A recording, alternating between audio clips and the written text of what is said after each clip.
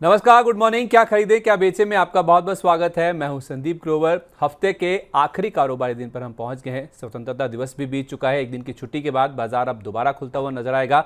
ऐसे में आपको बाजार में कैसे रणनीति बनानी चाहिए, खासतौर पर जब वीकली एक्सपायरी हुई है और एक दायरे का कारोबार हमने देखा, लेकिन दायरे के कारोबार के बाद सपाट हरे निशान के साथ क्लोजिंग देखने को मिली है। आज के सेशन में आपको कैसे स्ट्रैटेजाइज करना चाहिए, कैसे रणनीति बनानी है, इस पर बातचीत करने के लिए हमारे साथ sharadmishra.com के promoter and CIO Sharad Mishra साहब कार्यक्रम में शामिल हो रहे हैं। Sir, very good morning, welcome to Money Nine. Thank you Sandeep ji. तो सबसे पहले बाजार पे अगर फोकस करें तो छुट्टी से पहले का सेशन और खास तौर पे जो वीकली एक्सपायरी का सेशन था, काफ़ी उतार चढ़ाव वाला और काफ़ी ही उठापटक वाला सेशन आप कह सकते हैं। वॉलिटिलिटी बाजार में काफ़ी ज़्यादा देखने को मिली, जैसा कि एक्सपेक्टेड भी होता है। वीकली एक्सपायरी के दिन भारी उठापटक थी और उसके बाद बाजार में एकदम सपाट क्लोजिंग जो है वो देखने को मिली। लेकिन अच्छी बात यह है कि 2 दिन से हम लाल निशान के साथ बंद हो रहे थे, वो जो 2 दिन की लाल निशान के साथ क्लोजिंग थी वो हरे निशान में बदलती हुई दिखी है। लेकिन बहुत ही सीमित दायरे में कारोबार हो रहा था। 100 पॉइंट्स की जो रेंज है और ट्रेडिंग रेंज है उसके बीच में हमने देखा, हाई लोस के बीच में ही जो कारोबार है वो होता हुआ देखा। हायर लेवल्स पे 24,200, 24,196 टू बी प्रिसाइज, और लोअर लेवल्स पे 24,100। ये एक रेंज है जिसके बीच में बाजार ने अपना पूरा समय, पूरा दिन बिताया और आखिरकार क्लोजिंग मिड पॉइंट पे 24,150 के आसपास होती हुई दिखी। निफ्टी 5 अंक और सेंसेक्स 150 अंक ऊपर बंद हुआ।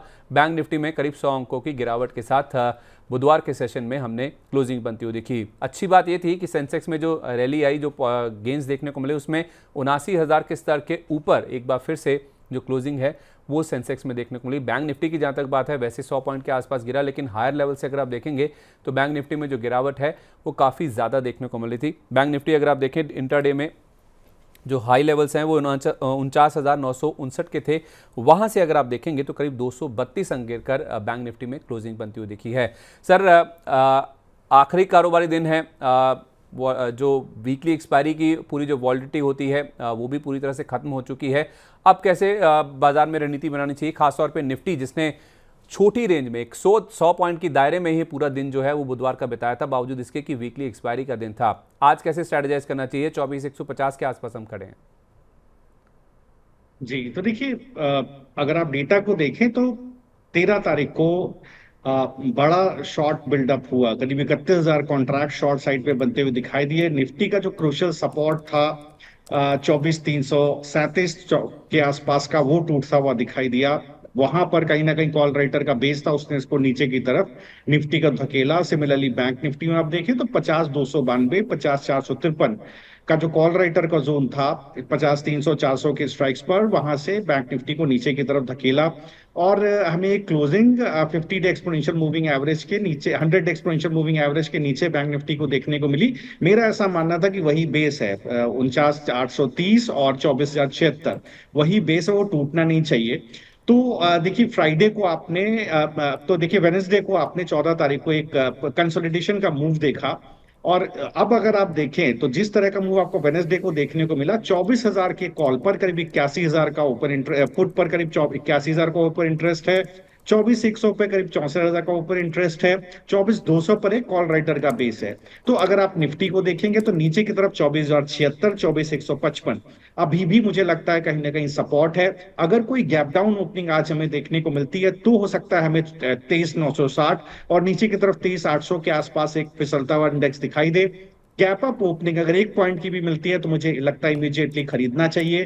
ऊपर की तरफ 24,210, 243 के टारगेट्स आएंगे। सिमिलरली बैंक निफ्टी में आप देखें तो जो 49,830, 49,760 का बेस था, वो वेनेसडे को थोड़ा टूटता हुआ दिखाई दिया। बट इसके बावजूद मुझे लगता है थोड़ी भी गैप अप ओपनिंग होती है तो जरूर ये सस्टेन होगा, यहाँ पर सस्टेनेंस दिखाई देगा। और गैप अप ओपनिंग के केस में ही मैं आपको बोलूंगा कि 50,000 का कॉल ऑप्शन 616 के ऊपर खुले तो इसको खरीदिए 650 और 700 के टारगेट के लिए। सिमिलरली निफ्टी में अगर आपको प्ले करना है तो 24,400 की कॉल आप निफ्टी की लीजिए।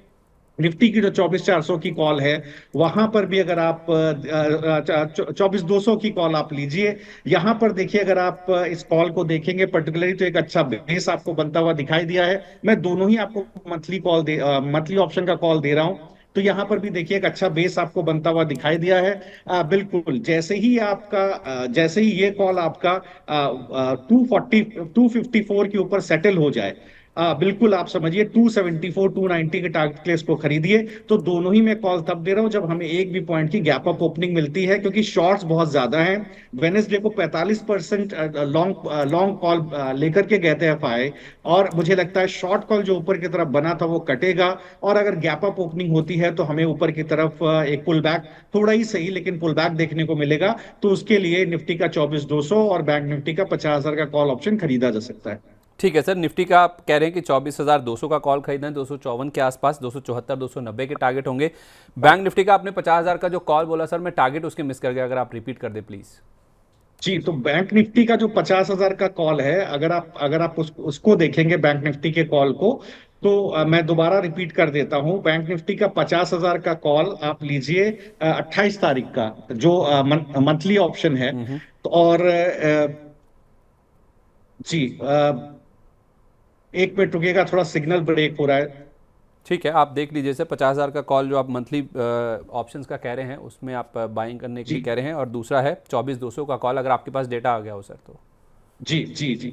तो देखिए 28 अगस्त का जो बैंक निफ्टी का 50,000 का कॉल है, उसको बिल्कुल आप खरीदें। और यहाँ पर अगर आप देखें तो जो 616 के ऊपर जैसे ये चलना शुरू होगा, ये 660 और 712 के टारगेट के लिए इसको खरीदिए। 660 और 712 के टारगेट, ठीक है सर। तो आप कह रहे हैं कि 616 के ऊपर आपको इसमें एंट्री करनी है 50,000 के कॉल में। निफ्टी बैंक की जहाँ तक बात है, 28 अगस्त का जो मंथली कॉल है, और 660 और 712 के टारगेट है। और 24,200 का कॉल अगर आप निफ्टी का लेते हैं 254 के ऊपर, तो 274 और 290 तक के जो टारगेट्स हैं वो देखने को मिल सकते हैं। इनफैक्ट सर, निफ्टी बैंक में मेरा अगला सवाल था, वो आपने पहले ही एड्रेस कर ही दिया है कि उसको किस तरह से प्ले आउट करना है। अब जरा कुछ सेक्टोरल रुझान की ओर बढ़ते हैं, जिसमें हमने देखा metal, PSU, media, health care, pharma, तेल गैस इंडेक्स, ये सबसे ज़्यादा गिरने में आगे थे। इन्होंने ही बाजार के ऊपर ज़्यादा दबाव बनाया। अगर कोई खरीदारी में आगे था तो वो आईटी एक डिसाइसिव प्ले था, जो कि खरीदारी के रूप में सामने आया। और कंज्यूमर ड्यूरेबल में तो हम देख रहे हैं कि 2-3 दिन से लगातार खरीदारी हो रही है, और थोड़ी सी खरीदारी हमने ऑटो इंडेक्स में भी बनती हुई दिखी है। अगर आप निफ्टी के गेनर्स देखेंगे जो कि बाजार को सपोर्ट कर रहे थे, उसमें टॉप चारों नाम आप देखेंगे तो आईटी सेक्टर के आपको नजर आएंगे। चाहे टेक महिंद्रा देखिए, टीसीएस देखिए, एचसीएल टेक, इन्फोसिस, ये चारों नाम आपको आईटी के ही नजर आएंगे। और पांचवा नाम था बीपीसीएल का, जिसमें 1% के आसपास की तेजी थी। और लूजर्स की अगर आप बात करेंगे तो डीवी स्लैब, यहाँ पे एक डाउनग्रेड आया था, उसका इंपैक्ट हमने देखा। हीरो मोटोकॉर्प, कोल इंडिया, ये निफ्टी के टॉप लूजर्स में शामिल थे। तो कंज्यूमर ड्यूरेबल में सर, केन्स टेक्नोलॉजी एक शेयर है जो कि लगातार 2-3 दिन से लगातार चल रहा है। इसमें आईएफबी इंडस्ट्रीज, वर्लपूल, हेवल्स, ये बुधवार के सेशन में काफ़ी एक्टिव होते हुए नजर आए थे। कंज्यूमर ड्यूरेबल में इसमें आप हेवल्स भी चाहें तो ऐड कर सकते हैं, वर्लपूल के अलावा। कोई ऐसा स्टॉक जो आपको कंज्यूमर ड्यूरेबल से पसंद आ रहा हो सर? 2-3 दिन से लगातार रैली हो रही है, कंजम्पशन का प्ले एक्टिव हो रहा है। बिल्कुल, तो देखिए कई सारे नाम हैं जहां पर कंज्यूमर ड्यूरेबल में आप देखें बहुत अच्छा एक्शन बना हुआ है। अगर आप इसमें मैं एक एक करके आपको बताऊंगा। सबसे पहले तो डिक्सन टेक्नोलॉजी को आप देखें, यहां पर मुझे लगता है एक बहुत अच्छा बेस बना हुआ है डिक्सन के अंदर। बिल्कुल यहां पर बिल्कुल बने रहना चाहिए। मुझे लगता है अभी 11,900 के आसपास का भाव है। ये स्लोली एंड ग्रेजुअली आपको ऊपर की तरफ चलता हुआ 12,500 के आसपास दिखाई देगा। मुझे लगता है कि पहला टारगेट इसका 12,500 है। दूसरा, ये अपना जो प्रीवियस हाई है 12,730, वहां तक जाने की कोशिश कर सकता है। इसके अलावा आप देखेंगे ब्लू स्टार और वोल्टास में बहुत अच्छा सेटअप है। अभी भी आप देखेंगे तो कहीं ना कहीं वोल्टास को अगर आप देखें तो काफी ये स्टॉक चल गया है। तो ब्लू स्टार को आप एक बार जरूर अपने नजर में रख सकते हैं। अभी तो आप देखिए इस वीक में ऑलरेडी एक इनगल्फिंग कैंडल बन चुका है। मुझे लगता है ये बड़े मूव के लिए तैयार हो रहा है। जैसे ही निफ्टी में सपोर्ट मिलेगा, ये पहला टारगेट 1850, अभी 1723 का भाव है, इसका 2000 के भाव तक जाता हुआ दिखाई देगा। तीसरा, अगर आप देखें सफारी इंडस्ट्री और वी गार्ड में एक बहुत अच्छा मूव बनता हुआ दिखाई दिया है। तो मुझे लगता है सफारी के अंदर भी एक देखिए गैप अप ओपनिंग हुई है और इसने अपने पूरे कंसोलिडेशन जोन का ब्रेकआउट दिया है। आप देखें जो कंसोलिडेशन जोन 28 नवंबर 23 के बाद बन रहा था, उसके पूरे जोन का ब्रेकआउट है। थोड़ा हो सकता है पुल बैक आए, क्योंकि ब्रेकआउट्स में एक बार थ्रो बैक्स आते हैं, लेकिन मुझे लगता है ये बड़े मूव के लिए तैयार हो रहा है धीरे धीरे। ये 2750 पहला, अभी 2386 का भाव है। करीब यहां से आप मान लीजिए कि 400 रुपए ऊपर, 300 से 400 रुपए इसका करीब, अगर 2 महीने इसको सितंबर तक होल्ड करेंगे तो ये चल सकता है। इसके अलावा अगर आप देखिए तो वी गार्ड में भी बहुत अच्छा सेटअप बना हुआ है। तो यहां पर भी आप एक ट्रेड ले सकते हैं। मुझे लगता है कि जो इसमें अभी जो इसमें पुल बैक आया है, एक ब्रेकआउट के बाद ब्रेकआउट इसका बना था करीब 525 का। एक बड़ा मूव आया, इसके बाद देखिए पुल बैक आया, लेकिन ये ट्रेंड कंटिन्यू कर रहा है। 470 के आसपास अगर आप बेस रखते हैं और बाय ऑन डिप्स करते हैं तो धीरे धीरे 600 रुपए तक जा सकता है। और देखिए सेरा सैनिटरी वेयर में अच्छा मूव ऑलरेडी आ चुका है, तो यहां पर मैं अभी अब फर्दर मूव नहीं दूंगा। लेकिन ये 4-5 स्टॉक है, वोल्टास, सफारी इंडस्ट्री, वी गार्ड, डिक्सन और ब्लू स्टार, यहाँ पर बिल्कुल कंज्यूमर ड्यूरेबल में सर जी बिल्कुल बहुत अच्छे मूव्स बन रहे हैं और इसमें मुझे लगता है पार्टिसिपेट करना चाहिए। तो पार्टिसिपेट करना चाहिए डिक्सन टेक की रैली में, ब्लू स्टार, सफारी इंडस्ट्रीज, वी गार्ड और इसमें आप वोल्टास को भी शामिल कर सकते हैं। कंज्यूमर ड्यूरेबल में रैली चल रही है, इसमें आप इन 4-5 शेयरों को ज़रूर अपने रडार पे रख सकते हैं, इनमें आप खरीदारी करके चल भी सकते हैं। मेटल शेयर कल के सेशन में, बुधवार के सेशन में हमने देखा सर एक डिसाइसिव लूसर थे। वो इसलिए था क्योंकि कोर्ट का फैसला आया था जिसमें जो माइनिंग को लेकर रॉयल्टी का मामला है वो माइनिंग कंपनियों के खिलाफ जाता हुआ देखा है। कोर्ट ने जो रॉयल्टी का भुगतान है वो प्रीवियस डेट से यानी कि रेट्रोस्पेक्टिव इफेक्ट से इनको कह दिया है कि आप भुगतान कीजिए इसका, भले ही फेज्ड मैनर में धीरे धीरे इसका भुगतान करना होगा। तो स्टेट गवर्नमेंट्स की कहीं ना कहीं जीत होती हुई दिखी है और इन सब कंपनियों को अतिरिक्त भार इनके ऊपर आता हुआ दिखेगा, जिस वजह से हमने देखा हिंदुस्तान कॉपर देख लीजिए, नैल्को देख लीजिए, एनएमडीसी 6% के आसपास गिरता हुआ दिखा। तो जितनी भी माइनिंग से जुड़ी हुई कंपनीज हैं उनमें हमने भारी इंपैक्ट आता हुआ दिखा है। क्या करना चाहिए सर? ये खरीदारी करने का मौका है, उसमें आप कोल इंडिया को भी शामिल कर सकते हैं। जी, तो देखिए यहाँ पर 2-3 स्टॉक है जिसमें मुझे लगता है कि बहुत अच्छा व्यू ऑलरेडी बना हुआ है। उसमें से एक कोल इंडिया है। मुझे लगता है कोल इंडिया के अंदर जरूर सर बिल्कुल यहाँ पर एक अच्छा ट्रैक्शन ऑलरेडी है। बिल्कुल इस पर्टिकुलर स्टॉक में आप एक बार देखिए कि कहाँ पे एंट्री ले सकते हैं। बेस देखिए अगर आप इसका बहुत अच्छा बना हुआ है, गिरावट हुई है पिछले 3-4 दिन में, रिजल्ट के बाद इसके अंदर एक हमें गिरावट देखने को मिली है। लेकिन अगर आप लंबा ट्रेंड देखें तो मुझे लगता है बिल्कुल पॉजिटिव है। बेस एक इसका कहीं 490 के आसपास है, 490, 495, 504 का भाव है। बिल्कुल इसको बेस में खरीदिए सर। निफ्टी में जैसे ही थोड़ा सपोर्ट दिखेगा इस स्टॉक के अंदर दोबारा आपको बाइंग देखने को मिल सकती है। इसके अलावा आप देखें जेएसडब्ल्यू एनर्जी, यहाँ पर मैं पहले भी आपको देखिए शेयर कर चुका हूं। अगर आप लंबे अवधि में भी देखें तो जेएसडब्ल्यू स्टील के अंदर एक बहुत अच्छा ट्रैक्शन बना हुआ है। तो यहाँ पर मुझे लगता है बिल्कुल सर बने रहना चाहिए, डिस्क पे बाय करने का मौका है। बेस इसका बहुत अच्छा 875 से 895 के बीच में बना हुआ है, 890 का भाव है। बिल्कुल थोड़ा गिरता है, खरीदिए, ट्रेंड पॉजिटिव है। मुझे लगता है जैसे ही ये दोबारा 900 रुपए के ऊपर चलना शुरू होगा दोबारा इसके अंदर एक आपको अच्छा मूव देखने को मिलेगा। तो कोल इंडिया और जेएसडब्ल्यू एनर्जी में मैं पॉजिटिव हूँ। कोल इंडिया और जेएसडब्ल्यू स्टील, इन दोनों में आप खरीदारी करके चल सकते हैं। जेएसडब्ल्यू स्टील में तो डिप्स पे बाय कीजिए, यहाँ पे हो सकता है कि आपको अच्छा खासा फायदा होता हुआ नजर आ सकता है। आईटी पे सर टीसीएस के नतीजे, यानी कि ये जो रिजल्ट सीजन बीत गया पूरा, इसके जो रिजल्ट्स की शुरुआत हुई थी उससे पहले से हमने आईटी में ट्रैक्शन आना शुरू होता हुआ देखा था। फिर जब इंडेक्स में हमने रिकॉर्ड हाइज बनते हुए देखे उसके बाद थोड़ी सी प्रॉफिट बुकिंग भी आई। अब फिर से आप देखिए एक renewed buying interest IT sector में हमने बुधवार के सेशन में बनता हुआ देखा है। कहाँ बाजार एक रेंज में दायरे में फंसा हुआ था, मिड कैप स्मॉल कैप गिर रहे थे, लेकिन ये स्टॉक्स आप देखिए इंडेक्स में तो चारों स्टॉक तो टॉप दिग्गज हैं जो कि इंडेक्स में शामिल है, निफ्टी में चारों ही टॉप गेनर्स के रूप में सामने आए। तो दिग्गजों की बात है, अगर केवल हम दिग्गजों की बात करें उसमें टीसीएस, एचसीएल टेक, इन्फोसिस, उसमें साथ साथ टेक महिंद्रा को जोड़ लें। कोई ऐसा स्टॉक जो आपको पसंद हो सर? मैं मिड कैप की बात बाद में करता हूं। जी सर बिल्कुल, देखिए बिल्कुल मुझे लगता है टीसीएस, एचसीएल टेक बिल्कुल सर लेकर के जाइए। यहाँ पर एक बहुत बड़ा मुझे लगता है मूव बन रहा है। अगर आप नैस्डैक को देखें तो नैस्डैक अपने 10 और 20 वीक एक्सपोनेंशियल मूविंग एवरेज के ऊपर सेटल हो गया है। आप देखेंगे तो टीसीएस भी आप बहुत अच्छा इसके अंदर प्राइस मूव बना है। टीसीएस भी अपने वीकली सपोर्ट्स के ऊपर ही सेटल होता हुआ दिखा है। 4200 रुपए का बेहतरीन सपोर्ट है सर, ये धीरे धीरे 4500 रुपए की तरफ जा रहा है। टीसीएस एक बड़ा मूव इसके अंदर आने को पेंडिंग है। और एचसीएल टेक में भी मुझे अभी लगता है 1626 का भाव है। बिल्कुल सर 1700 रुपए जाने के लिए ये भी तैयार है। और अगर आप अदरवाइज भी देखेंगे तो टेक महिंद्रा, परसिस्टेंट सिस्टम, इन्फोसिस, ओरेकल और यहां पर देखिए बेहतरीन मूव बनते हुए दिखाई दे रहे हैं। तो अगर आप इन्फोसिस को भी देखना चाहें तो मुझे लगता है इसको भी बिल्कुल देखिए, रिजल्ट्स बेहतरीन दिए थे। हम लोगों ने डिस्कस किया था कि अच्छे जो है कांस्टेंट करेंसी ग्रोथ इन्फोसिस ने दिखाई थी, मार्जिन गाइडेंस अच्छा दिया था। तो देखिए यहां पर भी मुझे लगता है इस बार 1980 का भाव जो पहले एंटिसिपेट हुआ था 1745 के सपोर्ट से, इन्फोसिस में भी आपको आता हुआ दिखाई देगा। और इसके अलावा आप देखें तो परसिस्टेंट सिस्टम्स, यहाँ पर भी सर देखिए मिड कैप है। आपने बोला मिड कैप बाद में डिस्कस करेंगे, बट निकल गया सर। देखिए यहाँ पर भी अच्छा एक ट्रेंड बना हुआ है, इसलिए मैं आपको बता रिकमेंड कर दे रहा हूँ। देखिए ये 4940 का जो हाई था वो तोड़ने जा रहा है, और इसका अगला हाई, अगला टारगेट 5300 और 5800 है। ठीक है, 5300, 5800 ये टेक परसिस्टेंट सिस्टम के टारगेट है। इन्फोसिस 1980 की तैयारी कर रहा है। टीसीएस में 4500 और एचसीएल टेक में भी 1700 की जो तैयारी है वो अब होती हुई नजर आ रही है। तो ये तो बात हुई दिग्गज आईटी कंपनियों की, जो कि बाजार की तेजी को, इनफैक्ट जो सपोर्ट मिल रहा था, कंट्रीब्यूशन था, उसको बुधवार के सेशन में एक्सपायरी के दिन लीड करते हुए नजर आ भी रहे थे। अब अगर आप एडवांस डिक्लाइन की बात करें या फिर ब्रॉडर मार्केट्स की ओर चलें, तो हमने देखा एडवांस डिक्लाइन काफ़ी दिक्कत में था। 915 शेयर चढ़ रहे थे, उसके सामने 1577 शेयर ऐसे थे जो कि गिरकर बंद हुए हैं। तो एडवांस डिक्लाइन पूरी तरह से मंदड़ियों के फेवर में था। मिड कैप इंडेक्स भी गिरा 350 अंक, स्मॉल कैप इंडेक्स 116 अंक की कमजोरी लेकर बंद हुआ, और अपने हायर लेवल से तो करीब करीब 600 अंक स्मॉल कैप इंडेक्स और मिड कैप इंडेक्स भी, जिस तरह से हम बुधवार को भी डिस्कस कर रहे थे, हायर लेवल से ज़्यादा गिरकर बंद हुए हैं। अगर आप मिड कैप इंडेक्स को देखेंगे तो हाई से करीब करीब 600 अंकों की कमजोरी लेकर बंद हुआ।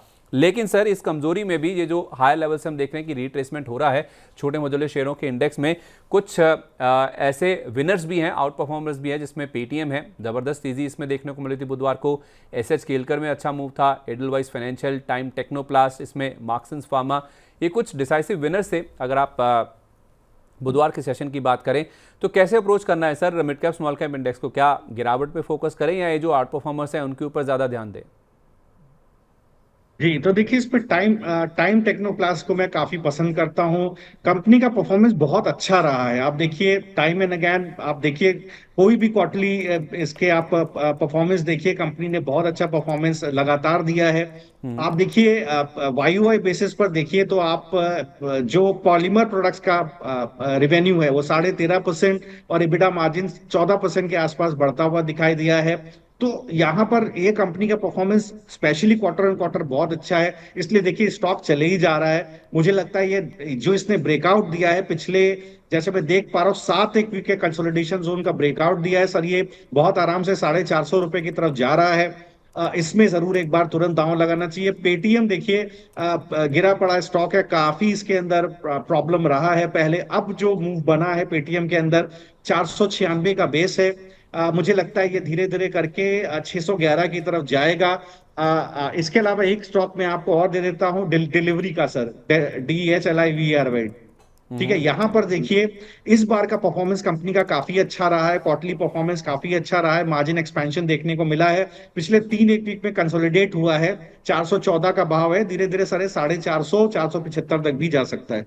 450, 475 तक डिलीवरी की जाने की तैयारी है। और उसके साथ साथ पेटीएम जो कि 611 और टाइम टेक्नोप्लास यहाँ पे 450 तक के टारगेट के लिए आप अप्रोच कर सकते हैं। तो ये कुछ ऐसे मिड कैप्स हैं जो कि काफ़ी अच्छा परफॉर्म कर रहे हैं, और इनमें हो सकता है कि आगे चलते और भी ज़्यादा मूव्स ऊपर की ओर बनते हुए नजर आ भी सकते हैं। अब बात करते हैं आज की, यानी कि जो हफ्ते का आखिरी कारोबारी सत्र है उसमें आपको कैसे अप्रोच करना चाहिए। कुछ पर्टिकुलर स्टॉक्स की अगर हम बात करें तो उसमें सर मिड कैप आईटी, जैसे मैंने पहले भी कहा, मैं बाद में डिस्कस करता हूँ। मिड कैप आईटी में कुछ स्टॉक्स हैं जो मैं आपके सामने रखना चाहता हूँ। उसमें फर्स्ट सोर्स को आप देख लीजिए, इसके अलावा साइंट देखिए, सोनाटा सॉफ्टवेयर देखिए, KPIT टेक है। ये कुछ ऐसे स्टॉक्स हैं जो कि काफ़ी अच्छा मूव दिखा रहे थे। आप देखिए 5 से 10% तक के जो मूव्स हैं इन स्टॉक्स में बुधवार के सेशन में देखने को मिले हैं। तो मिड कैप आईटी में सर परसिस्टेंट की आपने ऑलरेडी बात करी है, कोई और स्टॉक जो आपको पसंद हो जो मैंने नाम लिए उनमें से?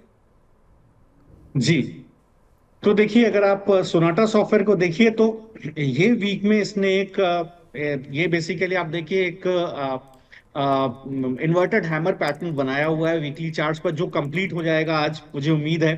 तो इसके बाद क्या है, ये दोबारा देखिए बुलिश होने की कोशिश करेगा। तो एक बार इसमें पुल बैक कहीं 670 की तरफ, अभी 603 का भाव है, मुझे लगता है 660 670 तक एक पुल बैक आ सकता है। अगर आप फर्स्ट सोर्स को देखें, देखिए बेहतरीन मूव ऑलरेडी आ चुका है, थोड़ा ओवरबॉट हो चुका है। मुझे लगता है कि एक ये जो पर्टिकुलर पुल बैक है ये 320 तक जाना चाहिए। 290 से बहुत चल गया है, 200 रुपए से लगातार देखिए इसके अंदर जून के बाद से मूव आया है। तो मुझे लगता है थोड़ा सा लिक्विडिटी फ्लो दूसरे स्टॉक्स में रह सकता है। तो बिल्कुल यहाँ पर आप चाहें तो बिल्कुल फर्स्ट सोर्स की जगह सोनाटा सॉफ्टवेयर में थोड़ा रिस्क रिवॉर्ड ज्यादा अच्छा है, तो उसको आप प्ले कर सकते हैं। इसके अलावा देखिए एक स्टॉक और बनता है जो मैं लगातार देखिए शेयर करता हूँ। स्टॉक का स्टोरी कुछ ऐसा है, एप्पल इंडिया। देखिए टारगेट आते कहीं ना कहीं हमको दिखाई दे गए एप्पल इंडिया के अंदर। जो पहले मैंने आपसे शेयर किए थे 5800 के आसपास का, देखिए एक बार व्यू बनता हुआ दिखा था। हम्म। सॉरी, 1560 के आसपास का व्यू बनता दिखा था, वो टारगेट आ गया है। अगर नैस्डैक में और अच्छा मूव आता है और निफ्टी आईटी को सपोर्ट मिलता है, तो जो अगला टारगेट था 1750 1890, वहां तक भी ये जाने की कोशिश कर सकता है। तो मुझे लगता है सोनाटा सॉफ्टवेयर और एप्पल इंडिया में एक बार जरूर दांव लगाना चाहिए, और फर्स्ट सोर्स को एक लिमिटेड टारगेट के लिए ऊपर की तरफ होल्ड कर सकते हैं। तो फर्स्ट सोर्स हो सकता है कि 320 तक जाके रुक जाए, लेकिन सोनाटा सॉफ्टवेयर यहाँ पे 660 670 की तैयारी हो रही है, और एप्पल इंडिया जिसने 1560 रुपये का अपना टारगेट अचीव किया है, अब 1750 और 1890 की ओर बढ़ रहा है।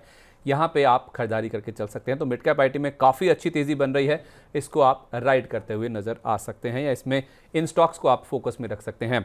अच्छा, मिड कैप फार्मा सर, पिछले 3-4 दिन से लगातार कंज्यूमर ड्यूरेबल के साथ साथ एक मिड कैप फार्मा भी एक ऐसा प्ले है जिसमें लगातार हम तेज़ी का रुझान बनते हुए देख रहे हैं। उसमें आप स्ट्राइड्स फार्मा देखिए, आरती फार्मा है, Laurus Labs, Bajaj Healthcare, Arya Drugs, Marksans Pharma की बात मैंने ऑलरेडी करी है। ये कुछ ऐसे स्टॉक्स हैं जो कि काफ़ी अच्छी तेज़ी दिखाते हुए नजर आ रहे हैं, और कुछ कुछ स्टॉक्स ऐसे हैं इस पूरे स्पेस में जो कि हर दिन काफ़ी स्मार्ट मूव दिखाते हुए नजर आ रहे हैं। कोई मिड कैप फार्मा में से कोई पसंद आपकी सर? जी, तो देखिए मिड कैप फार्मा में आप देखिए तो काफी नाम है जो कि मुझे लगता है कि अभी भी काफी अच्छी स्ट्रेंथ रख रहे हैं, और यहाँ पर बुलिशनेस बनी रह सकती है। तो एरिस लाइफ साइंसेस, देखिए यहाँ पर आप देखेंगे तो बहुत अच्छा मूव है, 1175 का भाव है। पिछले 3 वीक में जबरदस्त स्टॉक चला है 1100 रुपए से। अभी भी काफी स्ट्रेंथ बाकी है, मुझे लगता है स्लोली एंड ग्रेजुअली। एक बेस है 1120 के आसपास, ये 1300 रुपए की तक जाने की कोशिश कर रहा है, 1175 का भाव है।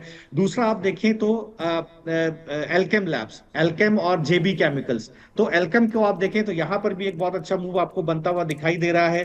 तो ये जो पर्टिकुलर मूव है, जो इसमें ब्रेकआउट आया है करीब 5530 के ऊपर, ये लंबे समय का के चार्ट्स का मतलब फरवरी के बाद के प्राइस एक्शन का एक ब्रेकआउट है। मुझे लगता है सर ये धीरे धीरे 5600 रुपए का भाव है, 6400 रुपए की तरफ जा रहा है। 100 रुपए का अभी यहाँ पर 1000 रुपए का मूव ऊपर की तरफ और बनता है, तो समझ रहा हूँ 15 से 18% का मूव अभी और बनता है।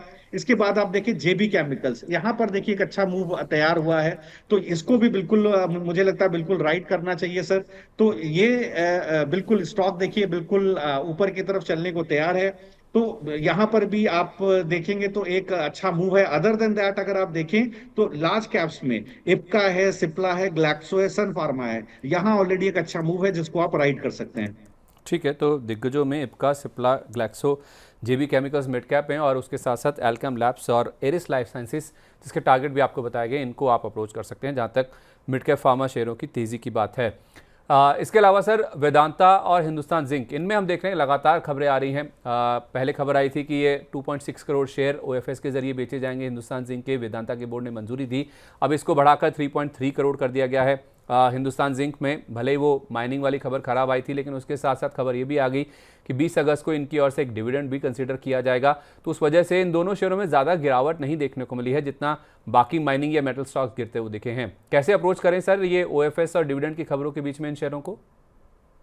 जी, तो देखिए अगर आप वेदांता को देखें तो टेक्निकली अगर आप चार्टिकली देखें तो करीब 405 रुपए के पास एक अच्छा पिछले 4 सप्ताह में एक बेस बन गया है, जिसको स्टॉक ने despite of correction in market तोड़ा नहीं है। ये एक अच्छी चीज है। तो वही 406 का अगर आप हैं तो 406 का स्टॉप लॉस रख लें। अगर आप मेटल को ट्रेड करना चाहते हैं, वेदांता को ट्रेड करना चाहते हैं, तो 406 पे स्टॉप लॉस रख के 420 का भाव है, खड़े रहें। अगर इसने पिछले 2 वीक का जो कंसोलिडेशन जोन है 435 के पास, उसको तोड़ दिया, तो सर ये अप ट्रेंड कंटिन्यू करेगा, अपने प्रीवियस हाई 475 के पास जाएगा, और ऊपर की तरफ अगर निकलता है तो 520 तक भी जा सकता है।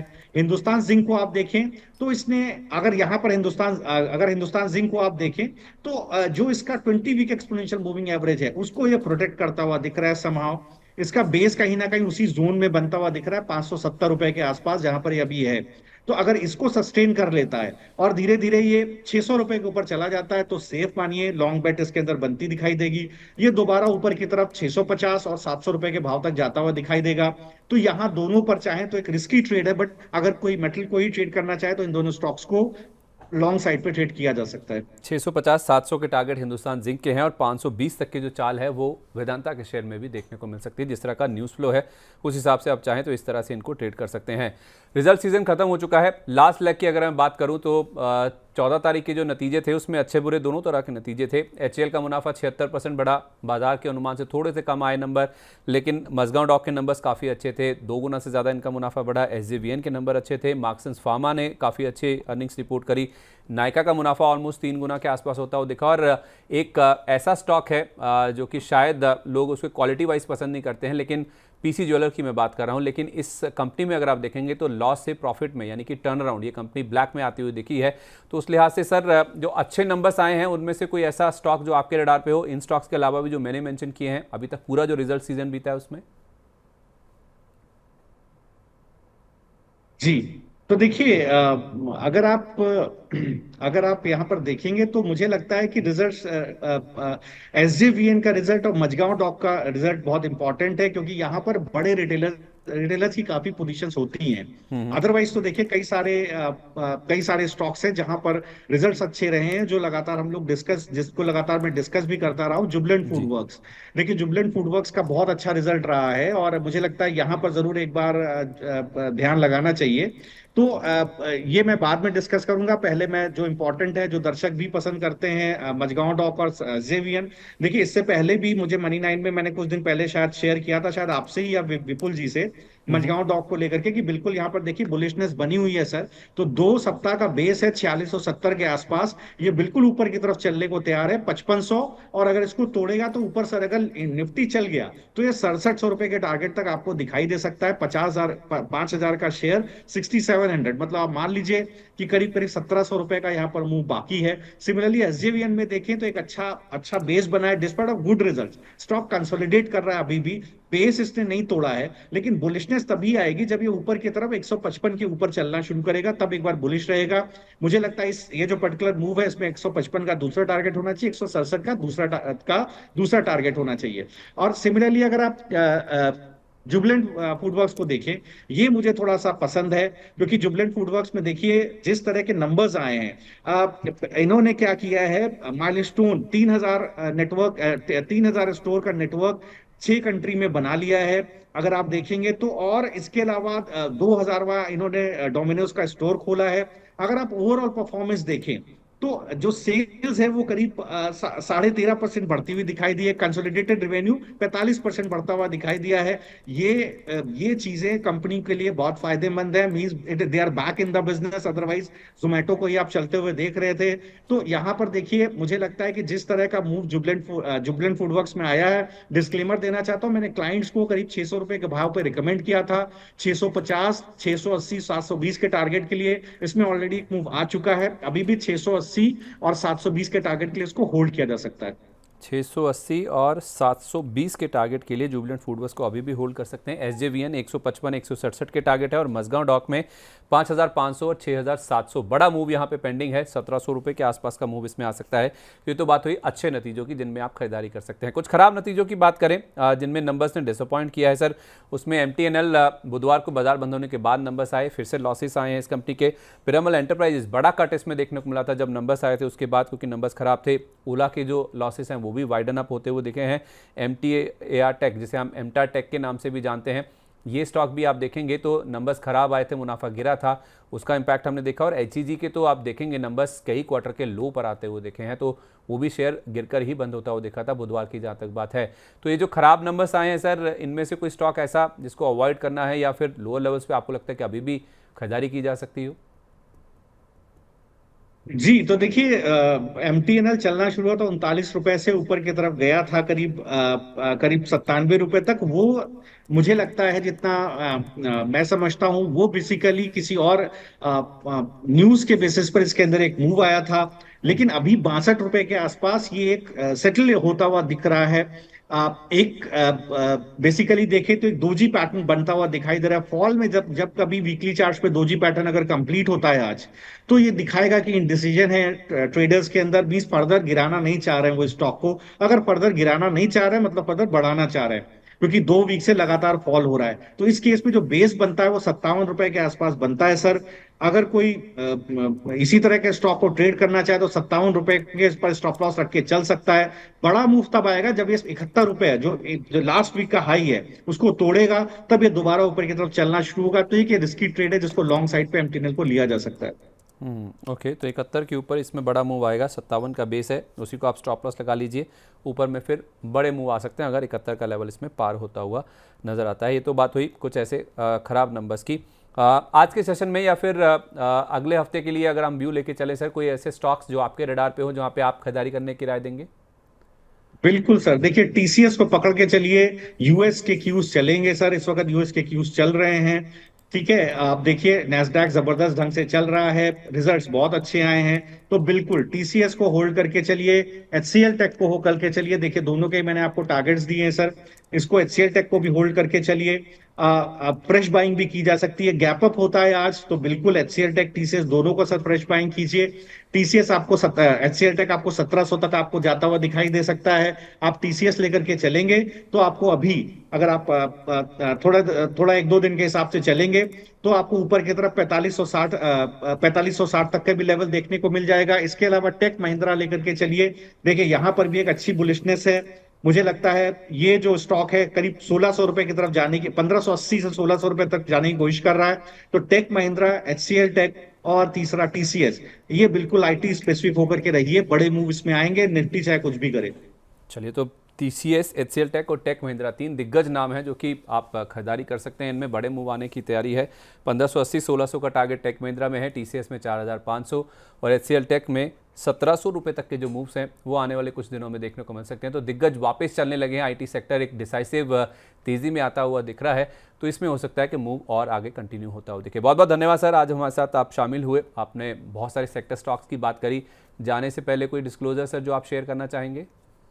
जी जी, यहाँ पर बहुत एविडेंट है, मैंने टेक महिंद्रा, टीसीएस, एचसीएल टेक में क्लाइंट्स को राय दी है, लेकिन एक कैविएट है कि ओपनिंग आज गैप अप होनी चाहिए सर। गैप अप ओपनिंग का फायदा ये होता है, गैप अप ओपनिंग होती है तो इसके बाद जो बायर्स होते हैं, स्मार्ट बायर्स होते हैं, पहले स्टॉक को नीचे खींचते हैं, इसके बाद बाइंग करते हैं। तो वहां पर क्या आपको नीचे बाय करने का मौका मिल जाता है। अगर गैप डाउन ओपनिंग होती है इसका मतलब लॉन्ग अनवाइंडिंग है। तो गैप डाउन ओपनिंग के केस में अवॉइड करिए। तो मैंने क्लाइंट्स को रिकमेंडेशन तीनों ही दिया हुआ है, ऑप्शन में भी दिया हुआ है, कैश में भी दिया हुआ है। गैप अप बाइंग पर कैश में बाइंग दिया हुआ है और ऑप्शन में भी गैप अप बाइंग पर out of the money calls दी हुई है सर। चलिए, बहुत बहुत धन्यवाद sir, thank you so much. आज आप सुबह सुबह हमारे साथ शामिल हुए और हमें अपने पिक्स शेयर करी और सारे सेक्टर स्टॉक्स पर आपने हमारे साथ अपनी राय शेयर करी। तो 3 स्टॉक्स मैं फिर से आपके सामने रख देता हूं जो कि सर ने हमें बताए हैं। उसमें टीसीएस पहला नाम है जिसमें 4560 तक के टारगेट्स बताए गए हैं। एचसीएल टेक में 1700 रुपये की तैयारी अब हो रही है और तीसरा नाम है टेक महिंद्रा का। और इनफैक्ट इसमें अगर आप इन्फोसिस को भी जोड़ लें जो कि बुधवार को निफ्टी के टॉप गेनर्स में से शामिल थे, उसमें 3 नाम ऐसे हैं जो कि टॉप पिक्स के तौर पर शरद सर हमें बता के गए हैं। टेक महिंद्रा में 1580 और उसके बाद 1600 रुपये तक के जो टारगेट्स हैं वो आज या तो फिर अगले हफ्ते में कभी देखने को मिल भी सकते हैं। तो इसी के साथ क्या खरीदें क्या बेचें में आज के लिए बस इतना ही। लेकिन सुबह 10:30 बजे बीच बाजार में जुड़ना मत भूलिएगा। मेरे सहयोगी विवेक मित्तल आपके लिए खास कार्यक्रम लेके आते हैं। ग्लोबल मार्केट्स पे फोकस रहता है, क्या खबरें हैं जो कि बाजार के ऊपर इंपैक्ट डाल रही हैं। नतीजों का सीजन तो खत्म हो चुका है लेकिन छोटे मझोले स्टॉक्स पर उनकी खास कवरेज रहती है, खास सेगमेंट वो आपके लिए लेकर आते हैं। तो जुड़ना मत भूलिएगा सुबह 10:30 बजे सोमवार से शुक्रवार बीच बाजार में। तो क्या खरीदें क्या बेचें में आज के लिए बस इतना ही। उम्मीद करते हैं आज का सेशन आपके लिए प्रॉफिटेबल होगा। इसी उम्मीद के साथ मुझे आप अलविदा दीजिए। अब आपसे सोमवार को मुलाकात होगी, तब तक के लिए नमस्कार।